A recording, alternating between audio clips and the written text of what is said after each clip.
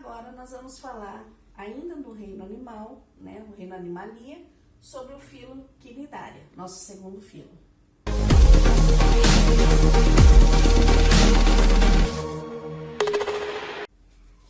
Então, nosso segundo filo Quinidaria, tá? Ou Quinidária, como alguns chamam. Quem são os exemplos? Hidras, águas-vivas, corais, anêmonas, esses são os exemplos que a gente tem desse filo. Novidade evolutiva dele, a cavidade digestiva aparecendo, porque se vocês lembrarem na esponja, ela tem uma cavidade interna para circular os líquidos ali, mas ela não faz digestão. Então aqui a novidade evolutiva é a cavidade digestiva, que permitiu que esses animais ingerissem porções maiores de alimentos, pois né, o alimento é digerido e passa para as células. Então essa cavidade digestiva já faz a digestão extracelular do alimento. Possui simetria radial, são diblásticos, então eles têm dois tecidos germinativos que seria epiderme e gastroderme. Eles são derivados lá atrás, a epiderme da ectoderme e a gastroderme da endoderme, respectivamente, tá? Então, eles são derivados dos dois tecidos germinativos anteriores. Possui quinidoblasto, que é uma célula de defesa e captura de presas, tá?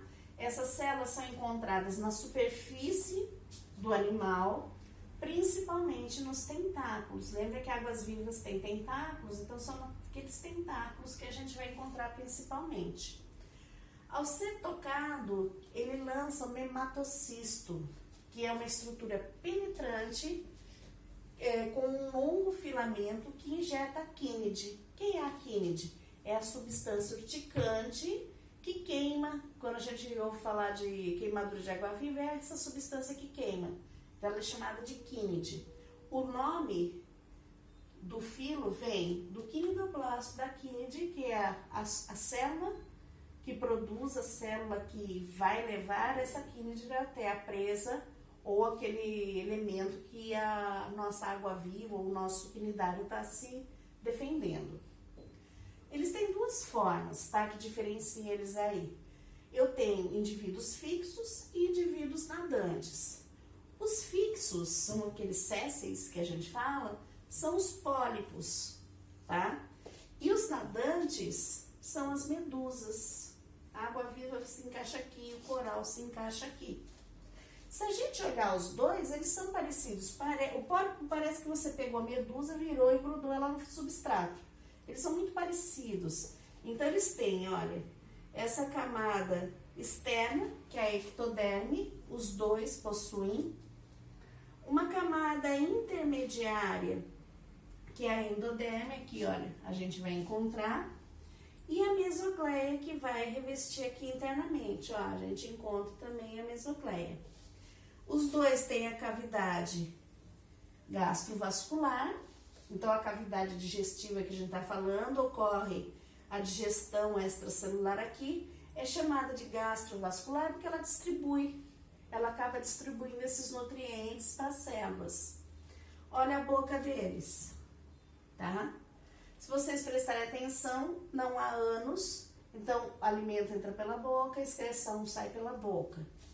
Tentáculos e os tentáculos. Então, ó, pólipo, tentáculo é para cima, a medusa, o tentáculo fica para baixo, que ela vai usar para nadar. Os dois utilizam esses tentáculos para alimentação, para movimentação de água e, no caso da medusa, para nadar.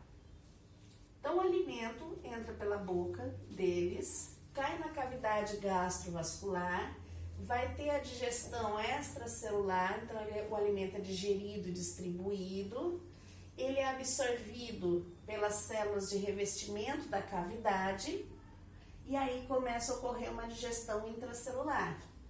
Os resíduos, eles são eliminados pela própria boca, que a gente chama de região oral. Então, o que a gente percebe? O alimento entra pela boca, circula, é digerido, vai para as células, aí o resíduo dele, que a gente chama de excreta, sai pela própria boca e vai embora para o ambiente. Não possuem ânus.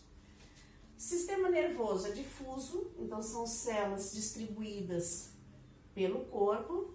Apresenta um movimento de contração e extensão. Então, contrai, estende, contrai, estende. Se vocês prestarem atenção, as águas vivas nadam dessa forma. Contraiu e estendeu. Circulação, excreção e respiração é sempre difusão. Difusão simples, difusão facilitada, mas é sempre esse processo que ocorre.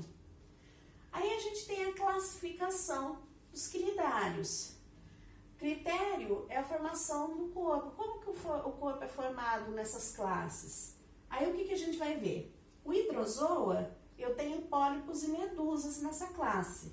Exemplo, a hidra, que é de água doce, e a caravela, que é marinha.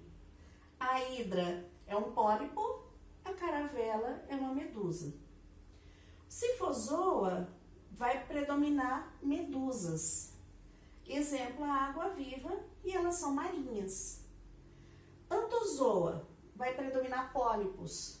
Exemplo, anêmonas do mar, que são individuais, né? E corais, que são coloniais, são todos marinhos. Cubozoa são medusas, mas são medusas que têm um formato de cubo e elas são bem pequenininhas. A vespa do Pacífico é um exemplo, e elas são marinhas também. A reprodução, ela varia de classe para classe. Então, eu vou falar um geralzão, mas de classe para classe ela vai variar. A reprodução assexuada tem por brotamento, formação daqueles brotos, né, que a gente já viu. Fragmentação fragmenta pedaços da estrutura e forma outros indivíduos. E a estrobilização, que ela varia entre formação de uma larva e a formação adulta. Pode ser, eu tenho um pólipo que a larva dele, a formação é uma medusa. Aí ela nada se fixa e aí forma outros pólipos. Então essa é a estrobilização. Sexuada, alguns são monóicos, eles se autofecundam e têm um desenvolvimento direto, não tem formação larval. Outros são dioicos, mas eles são parecidos entre si. O macho e a fêmea são parecidos, tá? Aí o que a gente vai perceber? Que ocorre uma alternância de gerações, tá?